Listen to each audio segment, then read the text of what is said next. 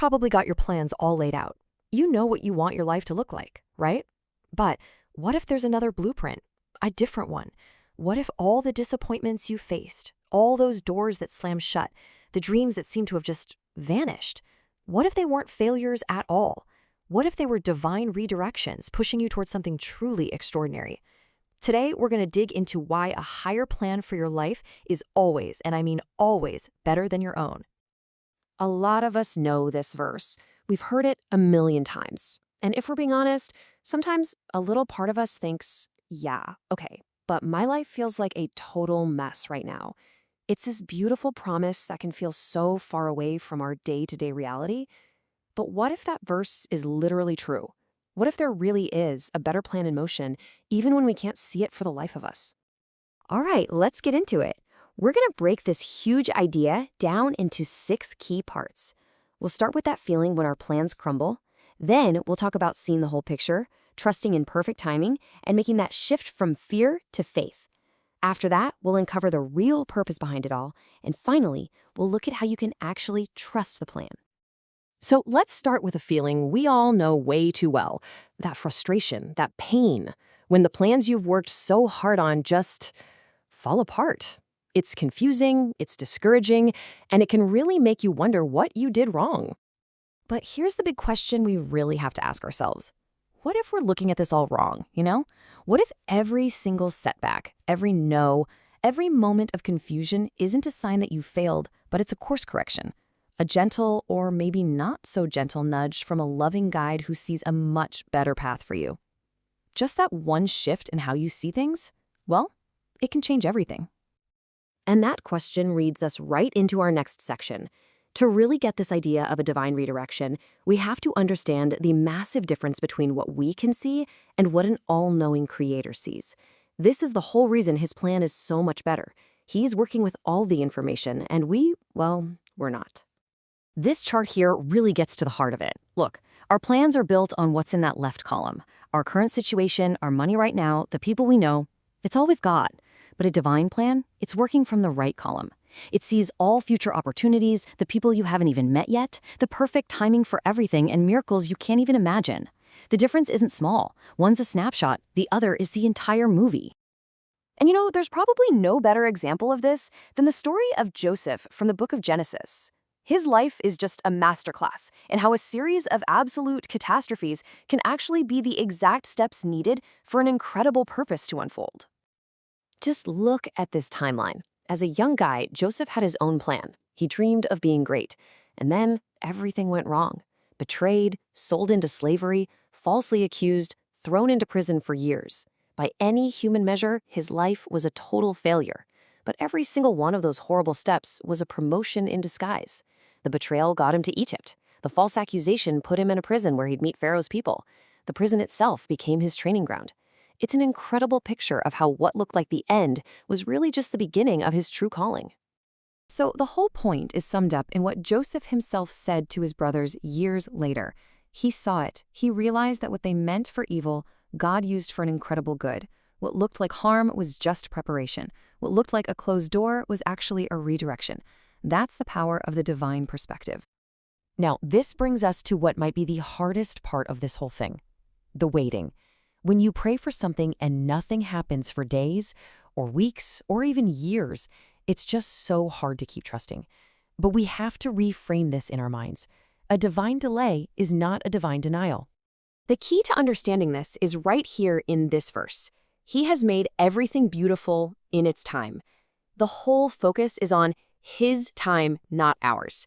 See, you and God are on 2 totally different schedules. You might be seeing this year, maybe the next 5. He sees your entire life and all of eternity.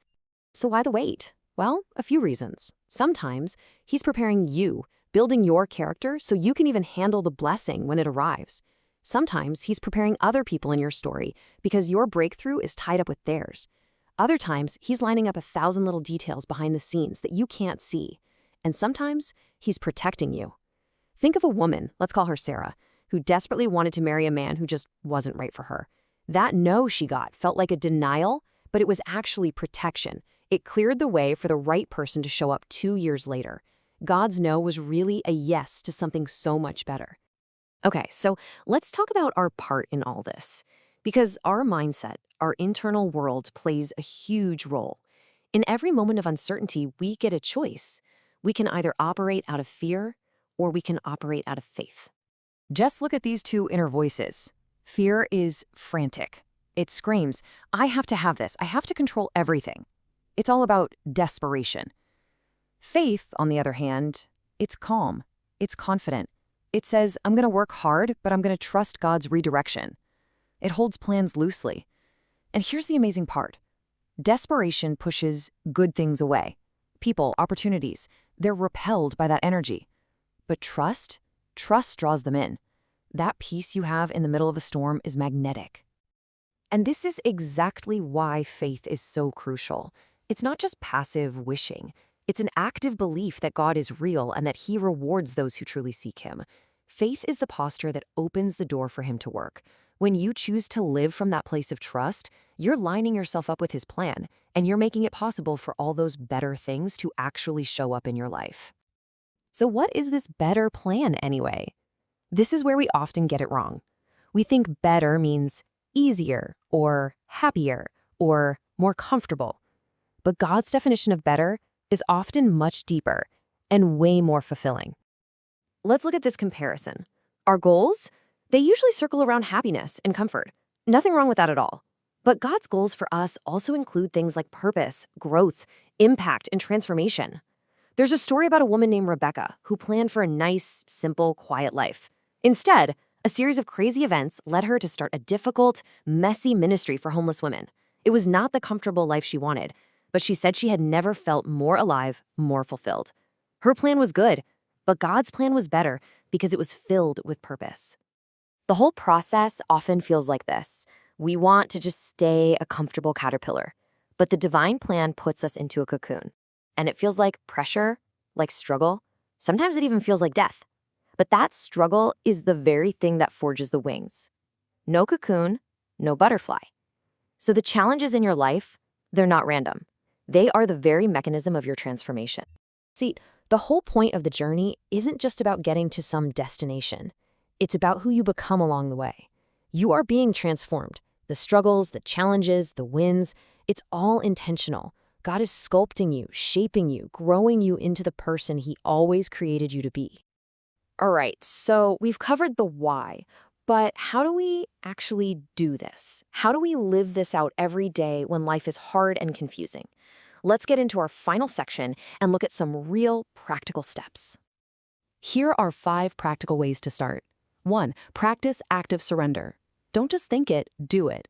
Maybe write down your plan and at the bottom, write, I release this to a greater plan, and then put it away. That physical act can help you let go. 2. Change your morning. Before you touch your phone, spend 5 minutes in silence. Don't ask for stuff. Just ask, what's my purpose today? 3. Anchor yourself. If you feel lost, don't just read the Bible. Read the story of Joseph. If you need comfort, read the Psalms. 4. Rephrase your prayers. Instead of, God, give me this job, try, God, if this job is part of your best plan for me, open that door. And if it's not, give me peace when it closes. And finally, number 5, learn to read the signs. An open door might be a job offer, sure, but it can also be a recurring piece of advice or a deep sense of peace about a decision. A closed door could be a bunch of frustrating roadblocks or that nagging feeling of anxiety. Pay attention to those patterns. So we end with this question, just for you to think about. You can't see the future like God can. You can't line everything up the way He can. But you can trust. You can surrender. You can believe that His plan is truly better. And when you do that, everything changes. So, what plan, what desire, what outcome are you holding on to so tightly right now that you might be willing to surrender today in order to receive something far greater?